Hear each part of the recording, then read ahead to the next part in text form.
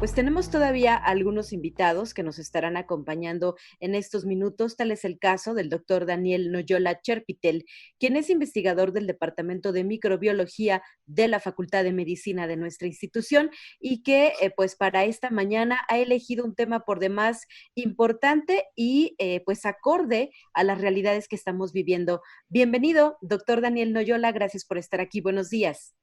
Hola, buenos días, Tania, Lupita, buenos días. Buenos días a Pues, todo el auditorio. pues platíquenos para no perder el tiempo, que no se nos termine. ¿Cuáles son esas pruebas que existen para el diagnóstico de COVID-19? Sí, hay que reconocer que para el diagnóstico de esta infección tenemos disponibles dos tipos de pruebas.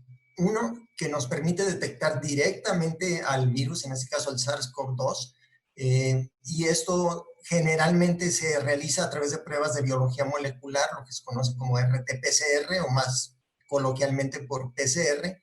Y por otro lado tenemos pruebas que nos permiten detectar los anticuerpos que se generan ante esta infección, de tal manera que lo que estamos detectando no es al virus directamente, sino los anticuerpos que produjo la persona en respuesta a esta infección. Con esto que nos comenta, ¿qué cabría como recomendación, por ejemplo, a los espacios laborales en esta pues lenta reinserción que se viene dando de aplicar? Porque por ahí escuchamos en las noticias el caso de empresas de la zona industrial que dicen vamos a aplicar este tipo de pruebas. ¿Qué conviene o qué debería hacerse en este orden de ideas, doctor? Sí, pues mira, para poder como entender cómo aplicar estas pruebas, hay que entender cuál es, digamos, la dinámica que sigue la infección. Entonces, vamos a poner un caso usual, que es la persona entra en contacto con un enfermo, ya sea que lo reconozca o no, y a partir de que entró en contacto con el enfermo, que entró en contacto con el virus y que sufre la infección, hay un periodo asintomático en el cual la persona va incubando lo que conocemos como el periodo de incubación, que va entre el momento en que se infecta la persona y el momento en que se inician los síntomas. A partir de ahí, la infección pues tiene una fase aguda, donde se presentan los síntomas agudos de la infección, tos, fiebre, malestar general, dolor de cabeza, etcétera. Y después la infección lleva bueno, esperamos, y en la gran mayoría de los casos es así, a resolverse. Puede ir una fase, digamos, como subaguda y después ya la fase de convalescencia. Entonces hay que entender que durante estas fases la presencia del virus en las secreciones respiratorias de la persona está en diferentes cantidades. ¿Por qué? Porque la prueba que mencioné yo inicialmente, la de PCR, que nos permite detectar el virus, pues su eficiencia para detectar el virus dependerá de la presencia del virus. Entonces, yo me infecto. Durante el periodo de incubación, la mayoría de los días que transcurren, no voy a ser capaz de detectar al virus. No será sino hasta un par de días antes que inicien los síntomas que comienzo a poder detectar el virus, y ciertamente cuando se presenta la fase aguda lo voy a poder detectar, esperamos en la gran mayoría de los casos, típicamente pues casi hacia el 100%. Entonces, si el periodo de incubación, digamos, va en promedio unos 6 días, yo me infecto, durante los primeros 4 días después de infectarme, la prueba va a ser negativa. Ok. Después empieza a ser positiva y ya cuando empiezan los síntomas, seré positivo. Generalmente lo puedo detectar en la faringe más o menos durante una semana con alta eficiencia. Después de eso, aunque yo siga enfermo,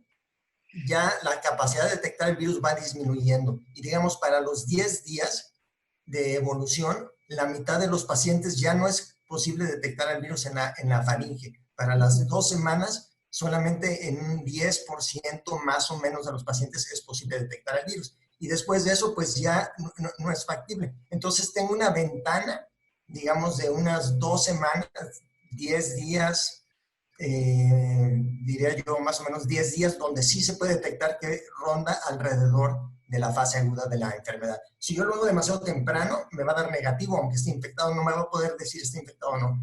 Si ya pasó demasiado tiempo, bueno, demasiado entre comillas, 2 semanas, esta prueba no nos indica si la persona estuvo infectada o no. Esto es para las pruebas que detectan al virus. Para las pruebas de anticuerpos, esto es una respuesta que se produce un poquito más adelante en el transcurso de la infección, generalmente por ahí de la semana de que iniciaron los síntomas. Se empieza a detectar ya en un buen número de personas la detección de anticuerpos y generalmente para las 2 semanas después de que empezaron los síntomas ya se detecta casi en todos con certeza la presencia de los anticuerpos. Sí, algunos se puede detectar tempranamente, pero para tener la certeza tienen que haber pasado 2 semanas. Y entonces tendríamos dos circunstancias. Para el diagnóstico como tal, en la fase aguda debe ser PCR en este momento.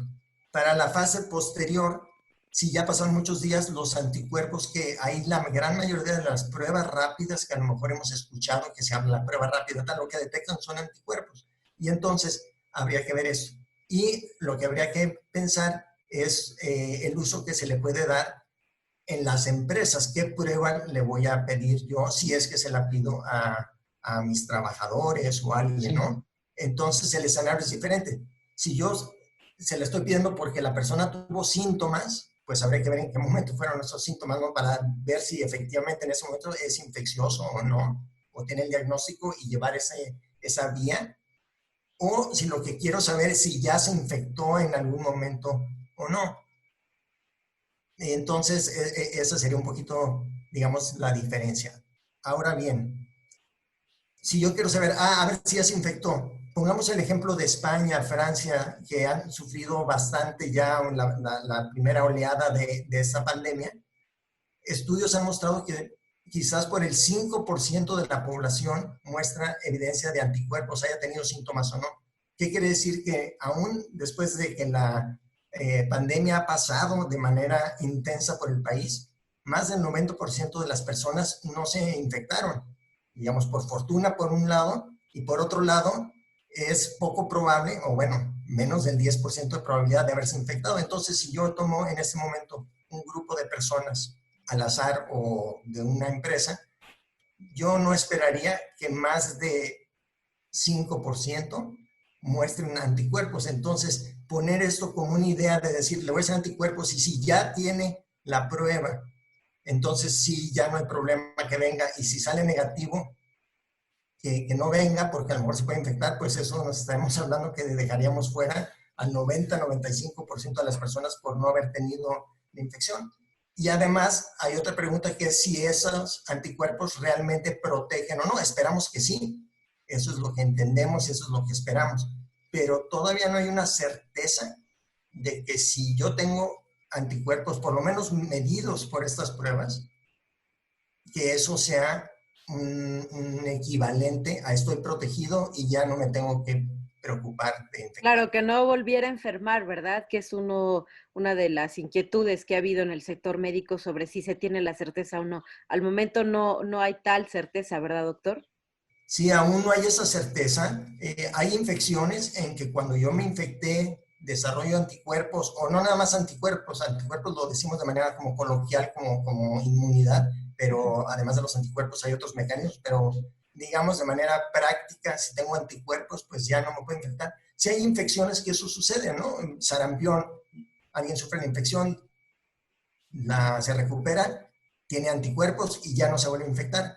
Pero otras infecciones, como sería en el caso de influenza, sí desarrollo anticuerpos, sí tengo cierta protección, sí es menos probable que me infecte, sí es menos probable que me enferme, pero no estoy protegido al 100% aún así. Entonces todavía cabe la posibilidad que, claro, será, esperamos, más bien en general es menos severo, pero la posibilidad está ahí y si me sigo pudiendo infectar, pues puedo también seguir siendo un vehículo de transmisión.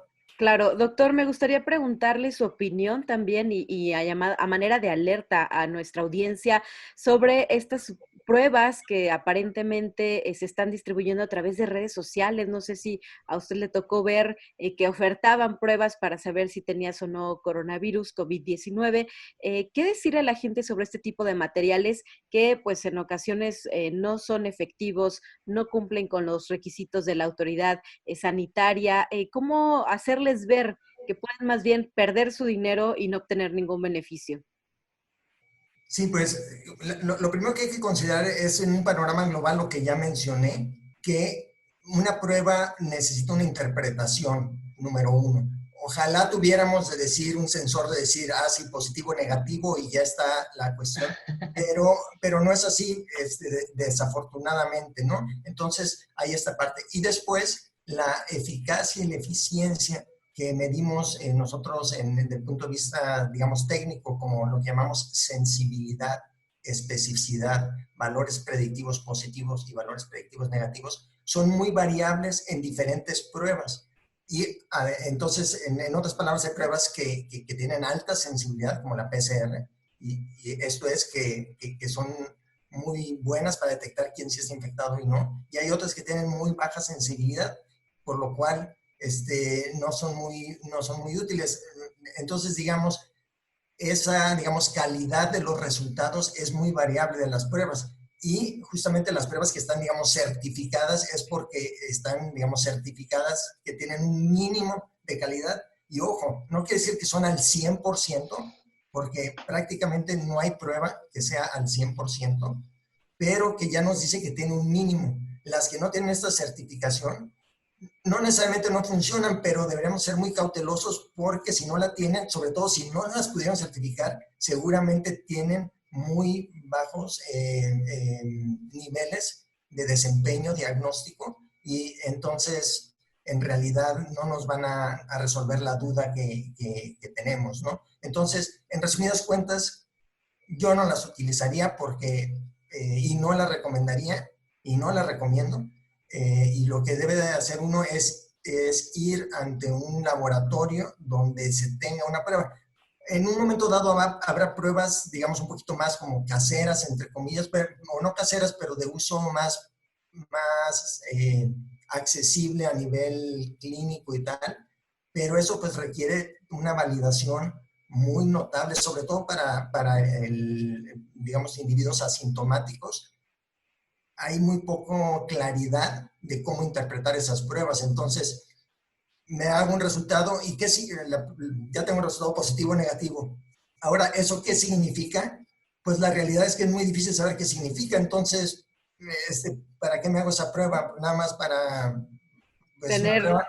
inquietudes. Pues doctor, se nos ha terminado el tiempo. Le quiero agradecer que nos haya acompañado en esta ocasión. Seguiremos atentos a las recomendaciones que nos hacen ustedes, los que conocen y están en la materia de salud. Muchísimas gracias como cada Muchísimas mañana. gracias por la invitación.